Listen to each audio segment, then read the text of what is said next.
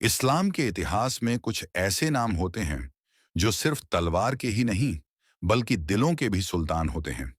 आज हम बात करने जा रहे हैं एक ऐसे ही महान मुजाहिद और रहनुमा की जिसका नाम सुनते ही हर मोमिन का सीना फख्र से चौड़ा हो जाता है।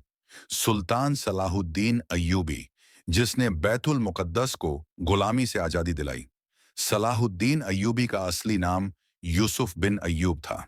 वह 137 ईस्वी में तिकरीत, इराकन में पैदा हुए। उनका खानदान कुर्द था, लेकिन इस्लाम और इल्म से गहराई से जुड़ा हुआ था। उनके वालिद नजमुद्दीन अय्यूब और चाचा शिरकुह दोनों ही फौज में थे। बचपन से ही सलाहुद्दीन को इल्म, हिकमत और अदल से बेहद लगाव था। उन्हें घुड़सवारी, तलवारबाजी और कुरान की तालीम में गहरी दिलचस्पी थी। जब सलाहुद्दीन जवान हुए तो उन्होंने अपने चाचा शिरकुह के साथ मिस्र की लड़ाइयों में हिस्सा लेना शुरू किया।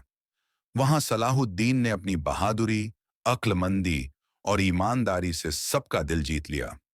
कुछ ही सालों में उन्हें मिस्र का वजीर बना दिया गया। चाचा की वफात के बाद उन्होंने फौज की क़यादत संभाल ली। सलाहुद्दीन ने सिर्फ फौज ही नहीं चलाई, बल्कि मिस्र में इस्लामी इस्लाहात भी की। उन्होंने सूदखोरी, रिबा को खत्म किया, अदल व इंसाफ को कायम किया और इस्लाम के असली उसूलों को फिर से जिंदा किया। फिर उन्होंने सीरिया, हिजाज और यमन तक अपना असर और रसूख बढ़ाया। सलाहुद्दीन का सबसे बड़ा मकसद था मुसलमानों को एकजुट करना, ताकि वे कुद्स को आज़ाद कर सकें। उस वक्त कुद्स, यरूशलम, पर ईसाई क्रूसेडर्स का कब्जा था।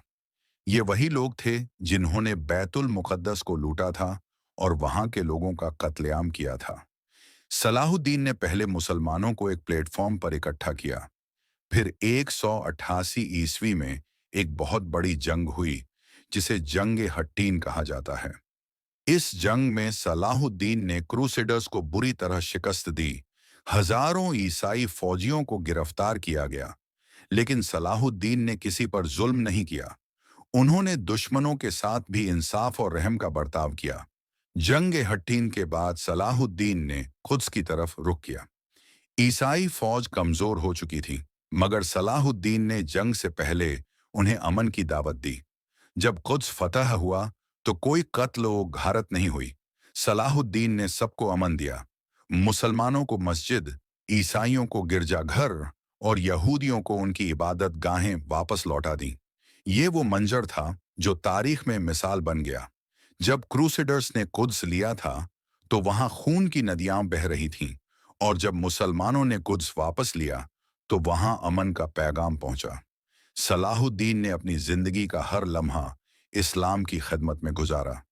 उनकी जिंदगी में ना कोई शीश महल था, ना कोई शान और शौकत। जब उनका इंतकाल हुआ तो उनके पास कफन के लिए भी पैसे नहीं थे। उन्होंने सब कुछ अल्लाह के लिए कुर्बान कर दिया। सलाहुद्दीन की जिंदगी हमें यह सबक देती है, अगर ईमान और तकवा हो तो फौज की तादाद कम होने के बावजूद फतह मुमकिन है। अगर मुसलमान एक हो जाए तो दुनिया की कोई ताकत उन्हें हरा नहीं सकती। अदल और इंसाफ हर सच्चे रहनुमा का असली हथियार होता है। आज जब हम कुद्स को फिर से जुल्म का निशाना बनते देखते हैं तो हमें सलाहुद्दीन याद आता है। क्या आज का कोई जवान सलाहुद्दीन बनने को तैयार है? क्या हम अपने अकीदे, अपने अखलाकम और अपनी एकता, यकजहती को दोबारा जिंदा करेंगे? सलाहुद्दीन चला गया, लेकिन उसका पैगाम आज भी जिंदा है।